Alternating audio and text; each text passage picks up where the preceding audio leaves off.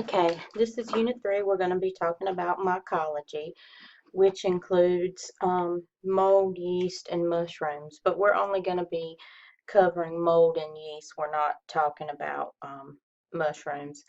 You can find this in chapter 27 in your book.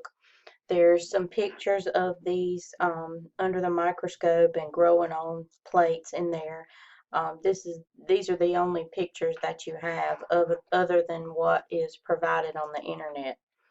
So mycology is the study of fungi, and these are organisms that don't have chlorophyll like plants do, and they're eukaryotes, and they get all their nutrients from decaying matter. Um, you need to know the terms listed in your notes. Septate means that along these hyphae there are these cross walls right here. And if a fungus is aseptate, there are no cross walls. These terms describe part of the hyphae itself. The vegetative hyphae is the root-like structure that goes down into the auger. It's, like I said, kind of like a root, and then the top part is called the aerial hyphae. This type of hyphae that looks like the antlers of a buck are called favic chandeliers, and these that look like tennis rackets end to end are called racket hyphae. A nodular organ is just a group of hyphae all twisted up together. And you'll see some of these on our slides in the lab. And spiral hyphae is when they look like a corkscrew. Okay, dimorphism. Some organisms can grow and have two different phases. They will grow at 25 degrees at room temperature, and they'll also grow at 37. They don't all do this. Most of the ones that cause fatal diseases are dimorphic. So at room temperature, they grow as a mold and they look like fungus. They're usually fuzzy and they have branching hyphae under the microscope. At 37, it's either called the tissue phase or yeast phase. And these look like smooth colonies, kind of like this one. And under the microscope, they're budding yeast. And this is called dimorphism, and you say that the organism is dimorphic. This is a zygote. The zygote is when two nuclei of the fungi fuse together. This is the first group that we're going to talk about. These are the names of the family. This is Zygomycota, and it includes Absidia, Mucor, and Rhizopus. There is an Oscomycota family and a Basidiomycota family, and you may see some of these species in the lab when you're working, but we're not going to cover any in those families. And then Deuteromycota is Penicillium and Aspergillus. Fungus take a lot longer than bacteria to grow. We usually keep fungal cultures for up to 4 weeks. Some labs will incubate them at room temperature and at 30 degrees, but they need to at least be at 30 degrees. 37-degree incubation may inhibit some of them. The dimorphic ones will grow in some of the Candida species, but the other ones may not. If it's considered a rapid grower, then it will grow within 3 to 4 days. But there's a lot that take 3 to 4 weeks to come up, and histoplasma takes 12 weeks. Okay, these are some of the augers that are used, and this is a common auger, the SAB or SDA auger, and it comes in a slant like this over here, or in an auger on an auger plate. And this is a nutrient media for yeast. This is commonly used, and it's similar to like what a blood plate does. It will grow a lot of different things. It's not selective for anything in particular.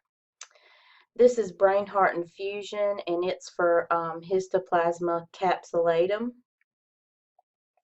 This is rice grains, and it's there. That's what it actually is, rice grains. And this white part here is the um, fungi that's growing on it, and it's used for microsporum.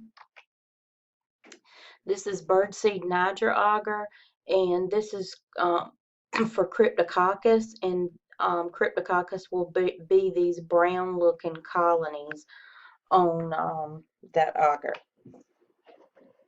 This is cornmeal agar or cornmeal tween 80. This is for Candida albicans. And this is Micocell. It is a type of selective agar.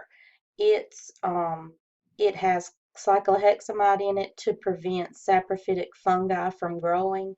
And saprophytic fungi are those that live all in the environment and maybe on tables and in the air, but it will prevent those from growing because those are typically not the pathogen.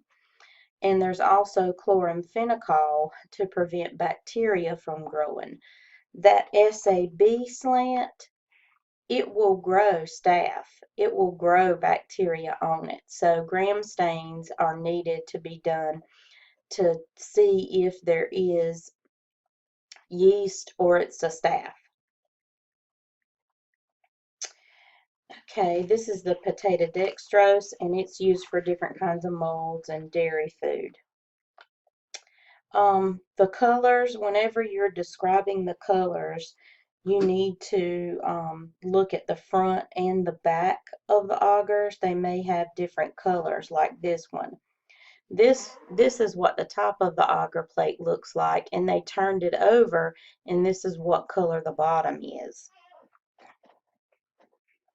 Topography is what the designs of hills and valleys, if they exist, in the colony. So we have flat, rugose, umbonate, and varicose. The flat one looks like this. It's just flat, kind of like a bacterial colony, except it's larger. This is rugose. It has those lines in it. This is umbonate. It comes up in the center. And this is varicose. They look like varicose veins around the edges. Okay, remember I said that the hyphae that grows down in the auger is called vegetative, and the hyphae that comes off, grows up at the top, is the aerial. And these are also referred to as mycelia. Mycelia or mycelium are the same thing as hyphae. And we have to describe those, and these are the words that are used for those. This is cottony, granular, velvety, and glabrous. Okay, these are some stains for fungi. The first one is a KOH. Um, this is used on a direct specimen, and the specimen is usually hair, skin, and nails. And what we do is when we get a piece of hair, skin, or nail, we put it on a slide, a small piece of it, and we add a drop of KOH and put a cover slip on it and just look for fungus. So with the KOH, we usually just say that it's positive, meaning there's fungus there, or it's negative. With a gram stain, Candida albicans and other Candida species will grow on the blood agar, and the chocolate plate. So you need to make sure you can tell the difference between the yeast on the plate, on the gram stain, and know the difference between it and gram-positive cocci. So sometimes this is easy to identify because of the hyphae, but when they're just these budding yeast, they can look like gram-positive cocci. Gram-positive cocci is a lot smaller, and gram-positive cocci are round, and they may be in pairs, but they will not look like they're budding. Usually the pairs look like the same size. With yeast, when they bud, one is a daughter cell, and it's going to eventually break off. So the daughter cell is usually smaller than the mother cell. The calcifluor white looks like this. It's a fluorescent stain that's either chalk white or apple green in color. India ink is used for Cryptococcus. This is actually a black ink, and you add the colony, or either we do it on spinal fluid. After you centrifuge the spinal fluid, you use the sediment and you put it on a slide, and you put a drop of India ink and you cover slip it, and you look for these yeast cells. And Cryptococcus will have a big halo around the yeast cell, and this is all India ink. If it's Candida or another type of yeast, the India ink will go all the way up to the red cell. So this is a positive with the halo. This is lactophenol cotton blue. It's a blue stain to help us stain it so that we can identify it. This is periodic acid Schiff. There's not a lot of labs around here that does that. Or this Giemsa stain. The Giemsa stain looks a lot like the Wright stain, and it's used for histoplasma. And there's also a Mason Fontana that's used for fungi. When you're looking at the fungus under the microscope, first of all, you need to decide if it's septate or aseptate to help you identify it, and how they're arranged on the hyphae, the spores, how the spores are arranged on the hyphae, and the shapes of them. There's not a slide for mycosis, but mycosis is just an infection that's caused by a fungus. So superficial ones are on the outer layer of the skin, hair, and nails, like a ringworm. Cutaneous goes into the deeper parts where the keratin is. Subcutaneous is even deeper with it involves the skin, muscle, and connective tissue. And systemic is when it travels to organs all over the body, and those are usually caused by dimorphic organisms. Okay, so you need to make sure that you know the terms that are being used. So this is the hyphae, of course. This is the conidiophore, and in your notes you'll see that there are prefixes in front of "for," but when it ends in "for," that's what it's referring to. Some organisms, this part right here is called a phyllid, and then these conidia are the spores, and you'll see that there's prefixes in front of conidia, but if it ends in conidia, it's talking about the spores. Here are some more words. This is sporangiophore. Oops.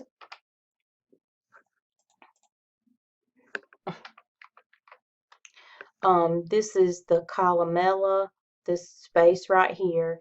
This entire structure is the sporangium, and these are sporangiospores. These are the spores on the inside of it.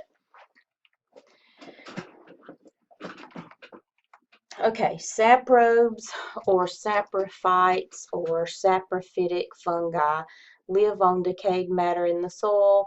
Sometimes they're airborne, but they're found all in the environment. They're usually rapid growers. Um, these saprobes are considered opportunistic, so they'll grow on the SAB slant. So you need to inoculate, and most people use the mica cell. Um, you need to use two different slants or augers. So people usually use the SAB and the mica cell together. The SAB will allow these to grow, and then the mica cell will inhibit it because it has antibiotics in it. So you know that sometimes these opportunistic organisms can be the pathogen. So when we consider them to be the pathogen is when they're isolated more than once from a sterile site. And then, you know, if nothing else is growing and this is the only possible pathogen, then maybe that's it, especially if the patient has cancer or is on chemo or is HIV positive. Okay, this first family is the Zygomycota. They're aseptate, they don't have crosswalls, and these are Absidia, Mucor, and Rhizopus. Um, Absidia, these all look very similar.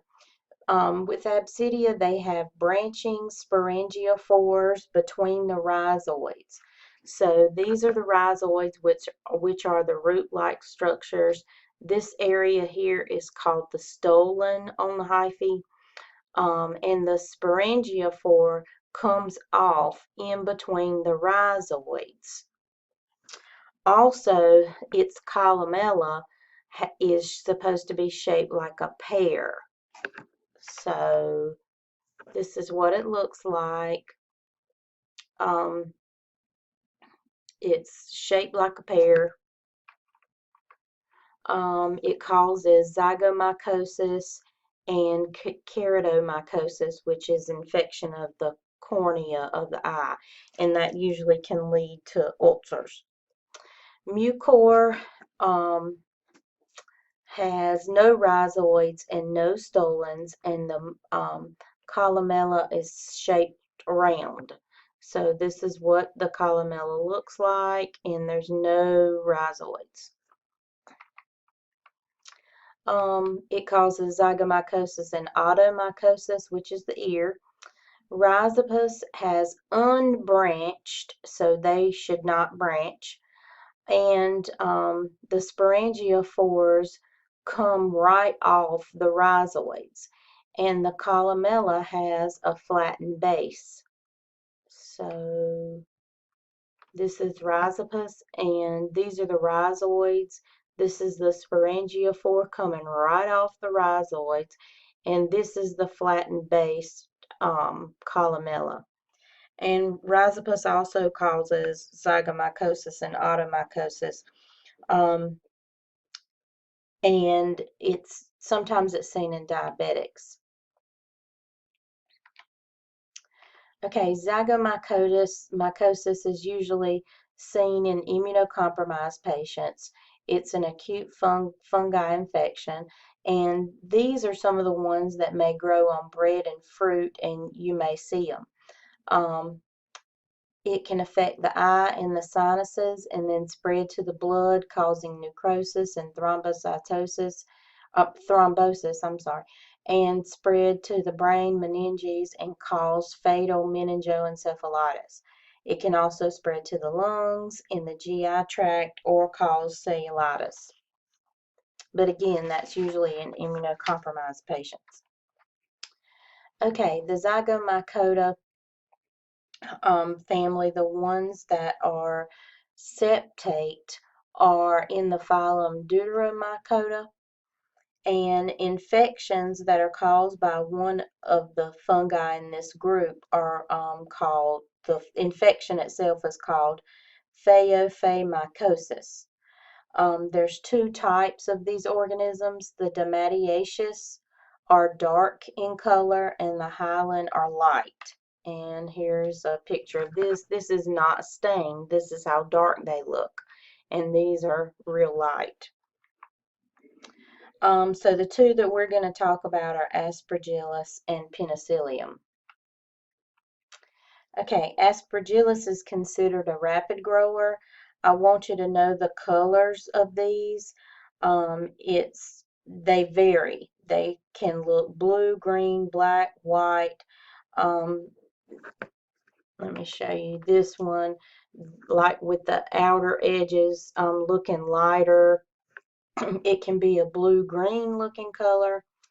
Aspergillus fumigatus is one of the ones that cause the worst infections, and it will grow at 45 degrees, and the other species will not. Aspergillus also has what we call a foot cell, which is this part right here. At the base of this, you'll see a foot cell. They have short flask-shaped phyllids with chains of phylloconidea. So these are the phyllids, kind of like a vase. And then these are the chains of phylloconidea, which are just the spores. So here's the phyllid, kind of looking like a vase. It's supposed to be shaped like a flask. And here are the conidia. Fumigatus is the most common opportunistic pathogen. It causes a pulmonary infection called aspergillosis and also an allergic bronchopulmonary disease called farmer's lung. It can also cause keratomycosis, automycosis, and sinusitis. And it's a frequent cause of disease in bone marrow transplant patients also. Listed in your notes are a couple of other species that are usually considered contaminants. Niger flavus and versicolor. This is what fumigatus looks like. And then Penicillium. Penicillium can look a lot like Aspergillus colonies. They can look like this down here or be a pretty blue-green color. And you can see this is the same color as the Aspergillus. They also have flask-shaped phyllids. It's very similar to Aspergillus. Sometimes students get these mixed up, and it can be differentiated by the conidia arrangement. So these are the phyllids, and I think these look like skeleton fingers, and these are conidia. Okay, it can cause penicilliosis, automycosis, and onychomycosis, which is infection of the nail bed. And Penicillium marnefi is one that can cause a severe disease. Aspergillosis and penicilliosis are very similar with the infections that they cause. The conidia can be inhaled. It's usually seen on patients who are immunocompromised or on antibiotic therapy. It'll start out as a lung disease and then create a tumor lesion in the lungs, and then it can spread throughout the body, and it can be acute and fatal.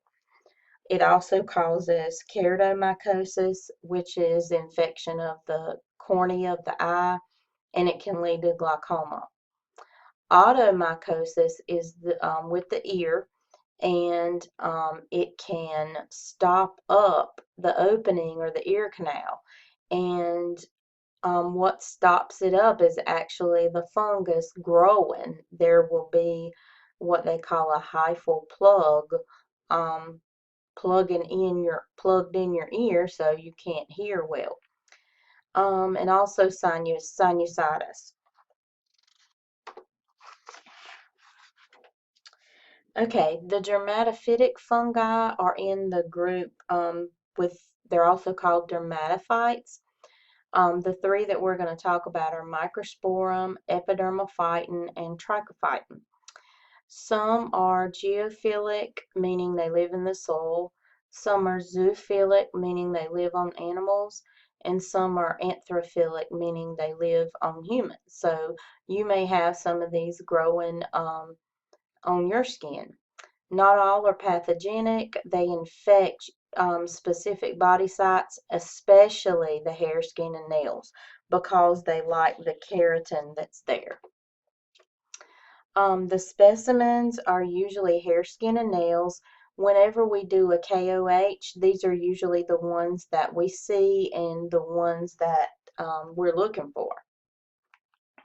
One of the ways that we can identify these are based on whether they grow ectothrix or endothrix.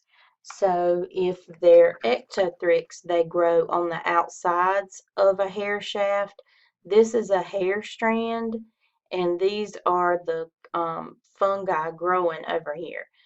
This is endothrix. All of this is the hair shaft, and it's growing on the inside. Um, location of infection. There's a chart in your notes that you need to memorize.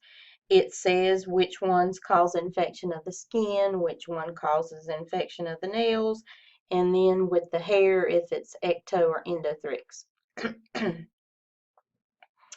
Okay, Microsporum canis, alduini, they will cause the hairs that they're infected on to fluoresce. Let me see, here's one. This patient has an infection with microsporum, and when you turn the lights off and shine a woods lamp, they will fluoresce.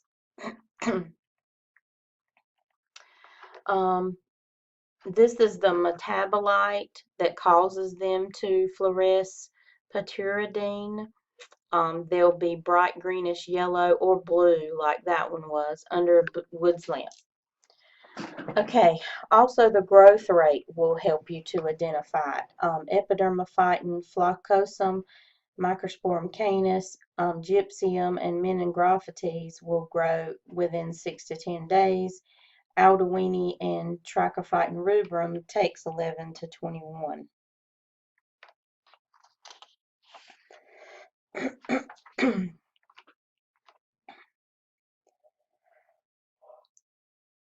Okay, the first organism in this group we're going to talk about is Microsporum alduini. It's slow growing and the reverse color is salmon. Under the microscope, they have irregular shape macroconidia, which are the larger shapes, and they have thick, rough walls with 2 to 9 cells. They have rare microconidia, which are small conidia along the hyphae, and they can have shapes like racket hyphae, nodular bodies, and terminal, usually pointed vesicles. This one does not grow well on rice grains.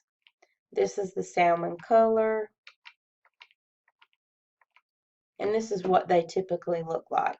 This is Microsporum. These are the macroconidia, and these are the cells that it's referring to, and you just count them.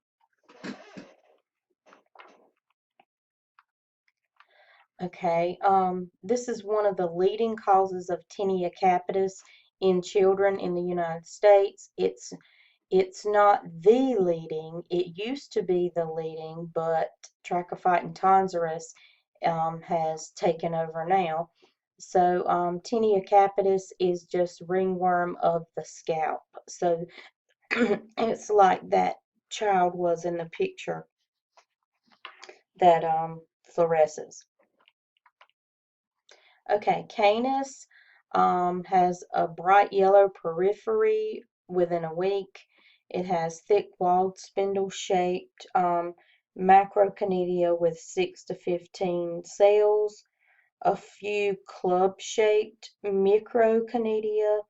These infected hairs will fluoresce, and it's seen on the body and the scalp, and it's also a cause of ringworm in cats and dogs when usually their hair falls out, or fur. Microsporum gypsum. You don't need to know the colors for these. It's a rough, thick-walled elliptical macroconidia with 4 to 6 cells. They have few club-shaped microconidia, that's the small ones, and this one causes dermatophytosis of the body and scalp also.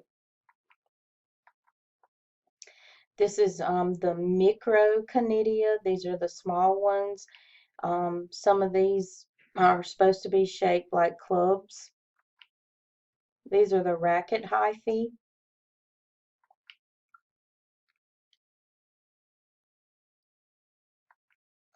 Okay, Epidermophyton flocosum. You don't need to know the colors. These have club-shaped, smooth, thin-walled macroconidia with 2 to 4 cells. So this is what they look like, and they're rounded. They're not pointed like microsporum. And you just simply count the cells, 1, 2, 3.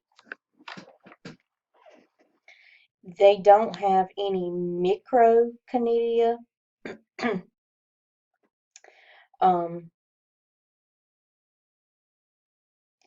And they may be shaped, the hyphae may be racket, spiral, or nodular. And this causes athlete's foot, usually in summer camps and institutions. And also ringworm of the nails and groin. Okay, Trichophyton meningrophytes. This invades Ectothrix. You don't need to know the colors. The granular colonies will produce pencil-shaped macroconidia with 5 to 8 cells. Sometimes you'll see these microconidia in grape-like clusters. They kind of clump up.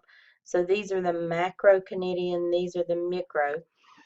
T. rubrum has a red color, and it says T. rubrum is negative at 7 days and meningrophytes is positive within 7 days.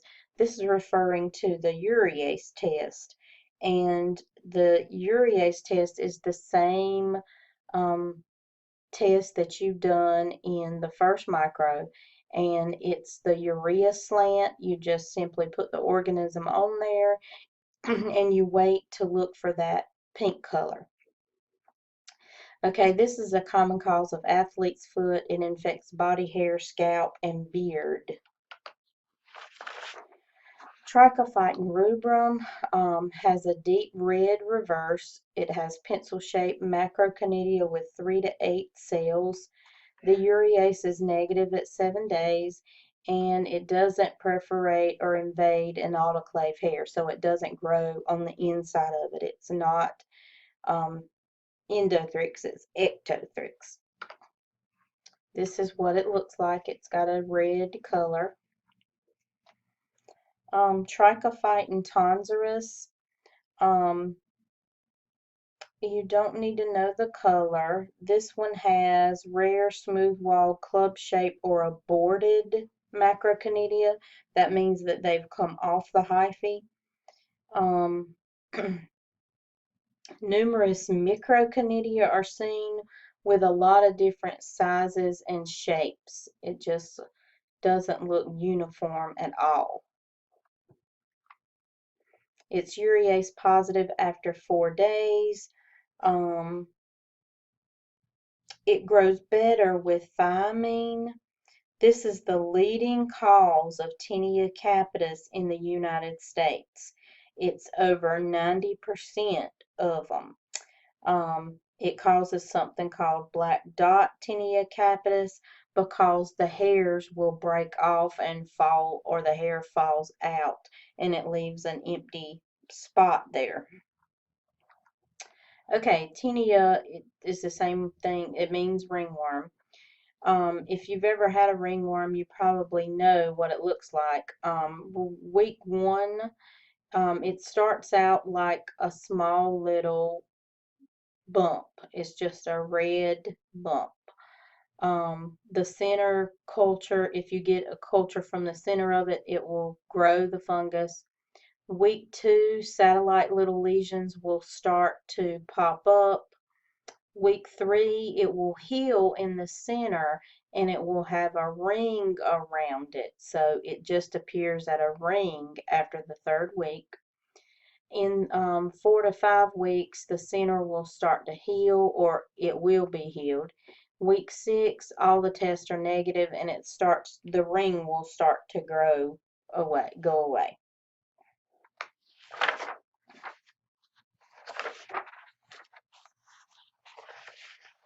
Okay, I'm going to stop there and then continue with this in the second part.